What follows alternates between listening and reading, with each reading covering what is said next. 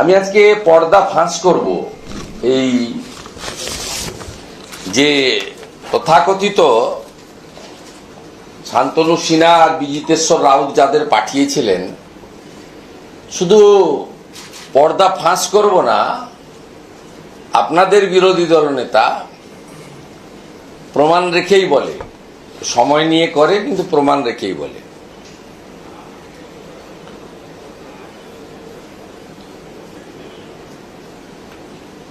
এই সংগঠনটা, এই যে মমতা ব্যানার্জির বাড়িতে যিনি বাজার করেন, শান্তনু সিনহা বিশ্বাস, তিনি তৈরি করেছেন।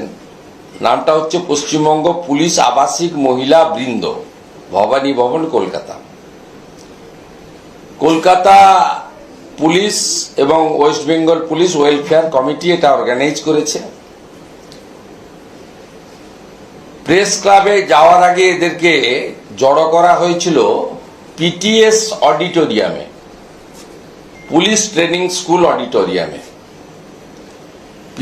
PTS auditorium not to allowed by Joint CP headquarter,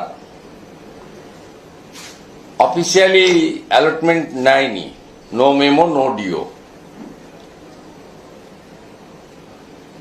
press meet করার আগে এদেরকে ব্রিফ করেছেন শান্তনু সিনহা বিশ্বাস এবং বিজিতেশ্বর রাউত। দুজনই সম্প্রতি প্রমোশন পেয়েছেন অবৈধ, একজন এক্সটেনশন পেয়েছেন, ওপারটা আছে পরে বলছি।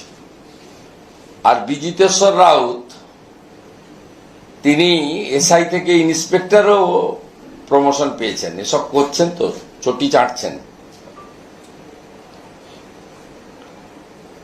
আরেকটা লম্পট আছে, ওর নাম এখানে আমি দিচ্ছি না, শুনেছি একাধিক স্ত্রী ওর।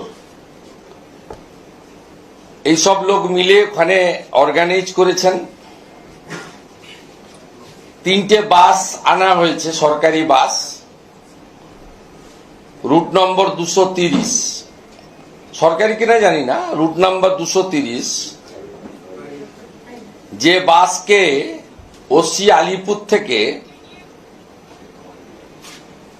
তুলে নিয়ে চলে এসছে রুট থেকে, দিয়ে ওসি আলিপুর ওই পিটিএস এ নিয়ে এসছে, ওখান থেকে ওদেরকে প্রেস ক্লাবে আনার জন্য।